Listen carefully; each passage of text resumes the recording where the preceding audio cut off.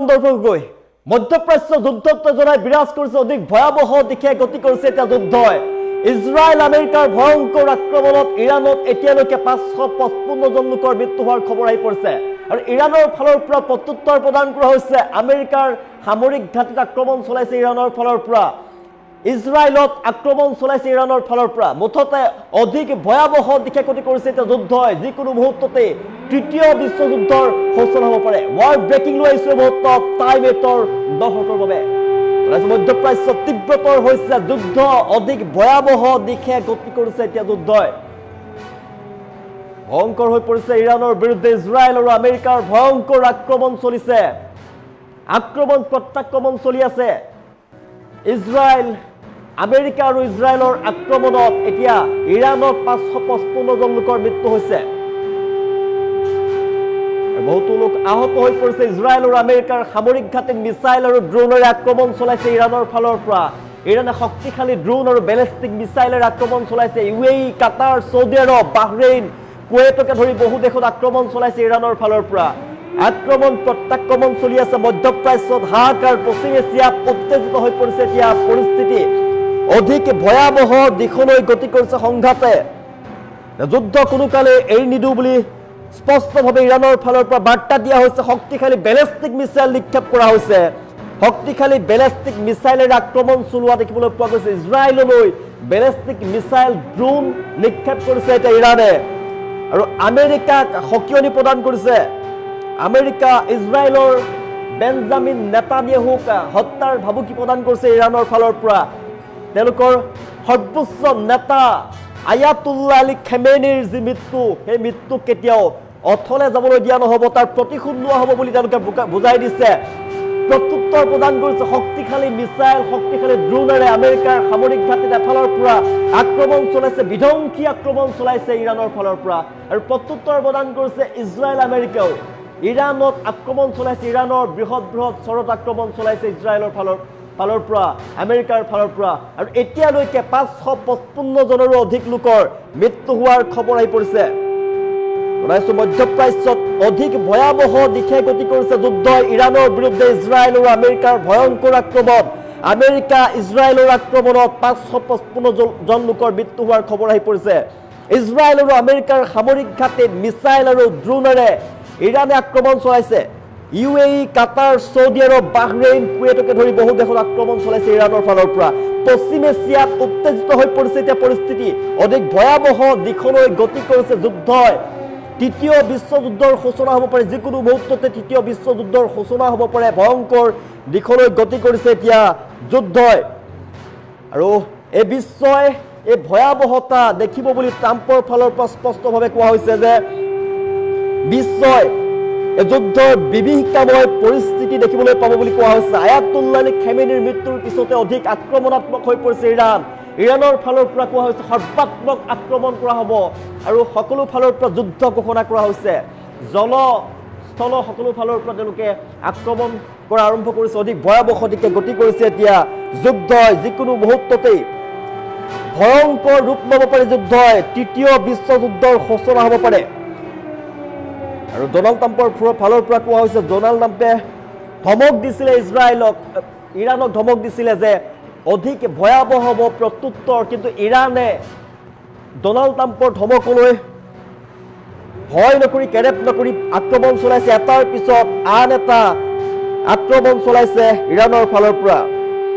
আৰু ইৰাণৰ সৰ্বোচ্চ নেতা আলী খামেনিৰ মৃত্যুৰ পিছতে এতিয়া যুদ্ধৰ বিভীষিকাময় পৰিৱেশৰ সৃষ্টি হৈছে। ধ্বংসাত্মকভাৱে আক্ৰমণ চলাইছে, এটাৰ পিছত এটাকৈ শক্তিশালী মিছাইলেৰে আক্ৰমণ চলাইছে ইৰাণৰ ফালৰ পৰা। বেলিষ্টিক মিছাইল আৰু ড্ৰোনেৰে আক্ৰমণ চলোৱা হৈছে। ইৰাণৰ ফালৰ পৰা আক্ৰমণ চলোৱা হৈছে, প্ৰতিশোধ লৈছে এতিয়া ইৰাণে। মধ্যপ্ৰাচ্যত তীব্ৰতৰ হৈ পৰিছে যুদ্ধ পৰিস্থিতি। ইৰাণৰ বিৰুদ্ধে ইজৰাইল আৰু আমেৰিকাৰ ভয়ংকৰ আক্ৰমণ কৰিছে, মুঠতে আক্ৰমণ চলি আছে, প্ৰত্যাক্ৰমণ চলি আছে। ইৰাণে ইজৰাইল আমেৰিকাক প্ৰত্যুত্তৰ প্ৰদান কৰিছে। আয়াতুল্লাহ আলী খামেনিৰ মৃত্যুৰ পিছতে তেওঁৰ পত্নীৰ মৃত্যুৰ খবৰো আহি পৰিছে, তেওঁৰ নাতিৰ মৃত্যুৰ খবৰ আহি পৰিছে। তাৰ পিছতে অধিক আক্ৰমণাত্মক হৈ পৰা দেখিবলৈ পোৱা গৈছে। মধ্যপ্ৰাচ্যত তীব্ৰতৰ হৈছে যুদ্ধ, অধিক ভয়াৱহ দিশে গতি কৰিছে। আমেৰিকা ইজৰাইলেও ভয়ংকৰভাৱে আক্ৰমণ কৰিছে ইৰাণত। ইৰাণৰ বৃহৎ বৃহৎ চহৰত আক্ৰমণ কৰিছে শক্তিশালী মিছাইলেৰে আৰু এতিয়ালৈকে 555 গৰাকীৰো অধিক লোকৰ মৃত্যুৰ খবৰ আহি পৰিছে। মধ্যপ্ৰাচ্যত এতিয়া হাহাকাৰময় পৰিৱেশে বিৰাজ কৰিছে, যুদ্ধময় পৰিৱেশ বিৰাজ কৰা দেখিবলৈ পোৱা গৈছে আৰু ভয়ংকৰ যুদ্ধৰ সাক্ষী হ'বলৈ গৈ আছে সমগ্ৰ বিশ্বজুৰি আতংকময় পৰিৱেশে বিৰাজ কৰিছে। মধ্যপ্ৰাচ্যত তীব্ৰতৰ হৈ পৰিছে যুদ্ধ পৰিৱেশ চাৰিওফালে দেখিবলৈ পোৱা গৈছে। ইৰাণত এই পৰ্যন্ত 555 জন লোকৰ সৈতে শোকাবহ ঘটনা। UAE, কাটাৰ, ছৌদি আৰৱ, বাহৰেইন, কুৱেইটকে ধৰি বহু দেশত আঘাত কৰিছে ইৰাণে। ভয়াৱহ পৰিস্থিতিৰ সৃষ্টি হৈছে। মধ্যপ্ৰাচ্যত হাহাকাৰ প্ৰত্যুত্তৰ প্ৰদান কৰা হৈছে। ইৰাণে আমেৰিকা ইজৰাইলক প্ৰত্যুত্তৰ প্ৰদান কৰিছে। আমেৰিকা ইজৰাইলেও শক্তিশালীভাৱে আক্ৰমণ কৰিছে। আমেৰিকা ইজৰাইলে ইৰাকত আক্ৰমণ কৰিছে, শক্তিশালী মিছাইল নিক্ষেপ কৰিছে আৰু সৰ্বসাধাৰণ লোকৰ মৃত্যু হোৱাৰ খবৰ আহি পৰিছে। এতিয়ালৈকে 555 গৰাকীৰো অধিক লোকৰ মৃত্যু হোৱাৰ খবৰ আহি পৰিছে। জনাইছো কোনো কালি থমকি নৰয় এই যুদ্ধই স্পষ্টভাৱে বাৰ্তা দিছে ইৰাণৰ ফালৰ পৰা। তেওঁলোকৰ সৰ্বোচ্চ নেতা খেমেনিৰ মৃত্যুৰ প্ৰতিশোধ ল'ব এতিয়া ইৰাণে। অধিক আক্ৰমণাত্মক হৈ পৰা দেখিবলৈ পোৱা গৈছে। বেলেষ্টিক মিছাইল, শক্তিশালী মিছাইলেৰে এটাৰ পিছত আন এটাকৈ আমেৰিকাৰ সামৰিক ঘাটি আক্ৰমণ চলাইছে ইৰাণৰ ফালৰ পৰা আৰু স্পষ্টভাৱে কৈ দিয়া হৈছে যে 2 বছৰ ধৰি একেৰাহে যুদ্ধ কৰাৰ ক্ষমতা ৰাখিছে ইৰাণৰ ফালৰ পৰা। কোনো পৰ্যায়ে যুদ্ধ নলয়, যিকোনো মুহূৰ্ততেই প্ৰতিশোধ ল'ব এতিয়া ইৰাণে। বেঞ্জামিন নেতানিয়াহুকো হত্যাৰ ভাবুকি প্ৰদান কৰা হৈছে। নেতানিয়াহুৰ কাৰ্যালয়লৈ তেওঁলোকৰ ফালৰ পৰা মিছাইল নিক্ষেপ কৰা হৈছিল সিদিনা। এতিয়া অধিক আক্ৰমণাত্মক হৈ পৰা দেখিবলৈ পোৱা গৈছে। যুদ্ধ পৰিৱেশে অতি ভয়ংকৰ ৰূপ লৈছে। যিকোনো মুহূৰ্ততেই তৃতীয় বিশ্বযুদ্ধৰ সূচনা হ'ব পাৰে আৰু ইয়াৰ পৰিণাম ভোগ কৰিব লাগিব। কেৱল এখন দুখন দেশে নহয়, কেৱল মধ্যপ্ৰাচ্যই নহয়, সমগ্ৰ বিশ্বই ইয়াৰ পৰিণাম ভোগ কৰিব লাগিব। সমগ্ৰ বিশ্ব আতংকিত হৈ পৰিছে, কিয়নো যুদ্ধত প্ৰৱেশ কৰিছে ইৰাণৰ ফালে প্ৰৱেশ কৰিছে এতিয়া ৰাছিয়া, চাইনা, উত্তৰ কোৰিয়া প্ৰৱেশ কৰিব ইৰাণৰ হৈ। আমেৰিকা ইজৰাইলে শক্তিশালীভাৱে আক্ৰমণ কৰিছে, শক্তিশালী মিছাইলেৰে আক্ৰমণ কৰিছে আৰু বৃহৎ যি চহৰ আছে ইৰাণৰ বৃহৎ চহৰত আক্ৰমণ কৰিছে। বিধ্বংসী আক্ৰমণ চলোৱা দেখিবলৈ পোৱা গৈছে। ইৰাণেও প্ৰত্যুত্তৰ প্ৰদান কৰিছে। আক্ৰমণ আৰু প্ৰত্যাক্ৰমণ চলিছে। মুঠতে এই যুদ্ধই অধিক ভয়াৱহ দিশে গতি কৰিছে, অধিক ভয়ংকৰ দিশে গতি কৰিছে। তৃতীয় বিশ্বযুদ্ধৰ যিকোনো মুহূৰ্ততে সূচনা হ'ব পাৰে। এখন দুখন দেশ নহয়, সমগ্ৰ বিশ্ব ইয়াৰ পৰিণাম ভোগ কৰিব লাগিব। কিয়নো তৃতীয় বিশ্বযুদ্ধ হ'লে কেৱল এখন দুখন দেশ নহয়, সমগ্ৰ বিশ্বত বিয়পি যাব আৰু আতংকিত হৈ পৰিছে এতিয়া সমগ্ৰ বিশ্ববাসী। জনাইছো ইৰাণৰ ফালৰ পৰা ভাবুকি প্ৰদান কৰা হৈছে। আয়াতুল্লাহ আলী খেমেনিৰ প্ৰতিশোধ লোৱা হ'ব। ইৰাণৰ সৰ্বোচ্চ নেতা আয়াতুল্লাহ আলী খেমেনিৰ মৃত্যুৰ পিছতে এতিয়া অধিক আক্ৰমণাত্মক হৈ পৰা দেখিবলৈ পোৱা গৈছে। যিকোনো মুহূৰ্ততে যিকোনো পৰ্যায়ত প্ৰতিশোধ ল'ব এতিয়া ইৰাণে। মধ্যপ্ৰাচ্যত তীব্ৰতৰ হৈ পৰিছে যুদ্ধ, অধিক ভয়াৱহ দিশে গতি কৰা দেখিবলৈ পোৱা গৈছে আৰু মধ্যপ্ৰাচ্যত হাহাকাৰ পৰিস্থিতি। ইজৰাইলত হাই এলাৰ্ট জাৰি কৰা হৈছে, ইৰাণত হাই এলাৰ্ট জাৰি কৰা হৈছে। দুইখন দেশৰ মাজতে আক্ৰমণ প্ৰত্যাক্ৰমণ চলি আছে। আমেৰিকাৰ সামৰিক ঘাটিক লক্ষ্য কৰি বেলেষ্টিক মিছাইলৰ ড্ৰোন নিক্ষেপ কৰিছে, শক্তিশালী ড্ৰোন নিক্ষেপ কৰা হৈছে ইৰাণৰ ফালৰ পৰা। UAE, কাটাৰ, ছৌদি আৰৱ, বাহৰেইন, কুৱেইটকে ধৰি কেইবাখনো দেশত বিস্ফোৰণ সংঘটিত হৈছে আৰু পশ্চিম এছিয়াত পৰিস্থিতি উত্তেজিত হৈ পৰিছে, যাৰ ফলতেই বৃহৎ সংঘাতলৈ পৰিণত হৈ পৰা দেখিবলৈ পোৱা গৈছে। লেবাননৰ স্বাস্থ্য মন্ত্ৰালয় অনুসৰি লেবাননত ইৰাণ সমৰ্থিত হিজবুল্লাই ইজৰাইলক লক্ষ্য কৰি লোৱাৰ ফলতে তেল অলিভে প্ৰতিশোধ ল'বলৈ বাধ্য হৈছে আৰু 31 জন লোকৰ মৃত্যু হোৱাৰ খবৰ আহি পৰিছে।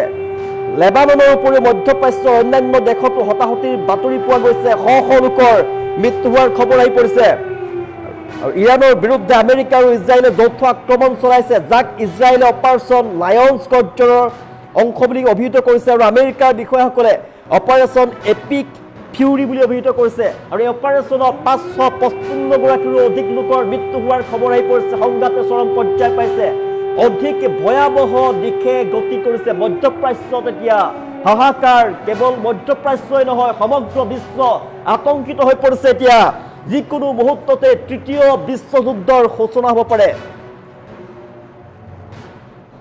ইৰাণৰ সৰ্বোচ্চ নেতা আয়াতুল্লাহ আলী খামেনিৰ তেহৰানত আমেৰিকা আৰু ইজৰাইলৰ যৌথ আক্ৰমণত নিহত হোৱাৰ দুদিনৰ পিছতেই মধ্যপ্ৰাচ্যত যুদ্ধ তীব্ৰতৰ হৈ পৰা দেখিবলৈ পোৱা গৈছে। ইৰাণে ইজৰাইল আৰু আমেৰিকাৰ সামৰিক ঘাটিত আৰু উপসাগৰীয় যি অঞ্চল আছে সেই অঞ্চলত থকা মিত্ৰ দেশৰ ওপৰত মিছাইল আৰু ড্ৰোনেৰে আক্ৰমণৰ প্ৰতিশোধ লৈছে। যিকোনো মুহূৰ্ততেই খামেনিৰ মৃত্যুৰ প্ৰতিশোধ ল'ব।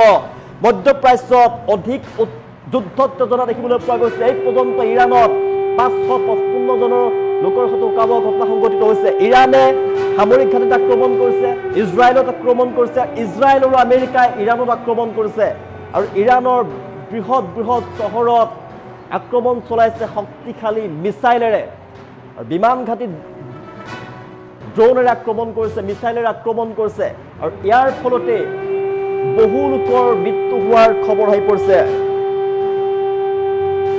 ভয়ংকৰ যুদ্ধ পৰিৱেশ দেখিবলৈ পোৱা গৈছে। এতিয়া মধ্যপ্ৰাচ্যত হাহাকাৰ পৰিৱেশৰ সৃষ্টি হৈছে।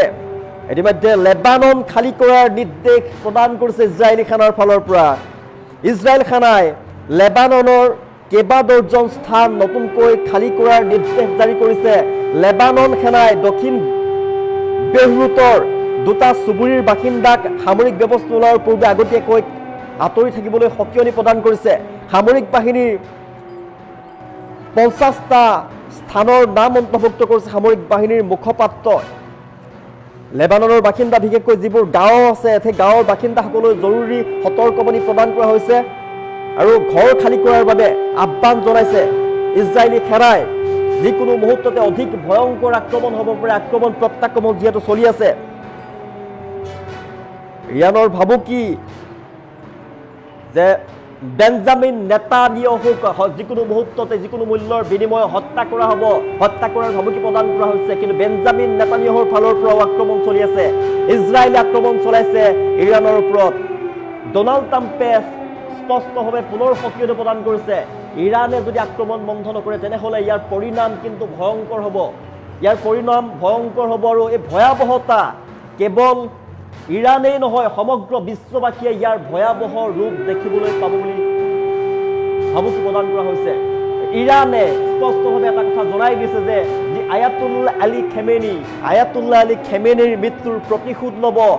এতিয়া ইৰাণে কেৱল প্ৰতিশোধ বিচাৰিছে, প্ৰতিশোধ লাগে ইৰাণক আৰু সকলো ফালৰ পৰা কেৱল আক্ৰমণ চলাইছে, বিধ্বংসী আক্ৰমণ চলাইছে, শক্তিশালী ড্ৰোনেৰে আক্ৰমণ চলাইছে, এটাৰ পিছত আনটাকৈ শক্তিশালী মিছাইল নিক্ষেপ কৰিছে ইৰাণৰ ফালৰ পৰা। ভয়ংকৰ হ'ব যুদ্ধ পৰিৱেশ, অধিক ভয়ংকৰ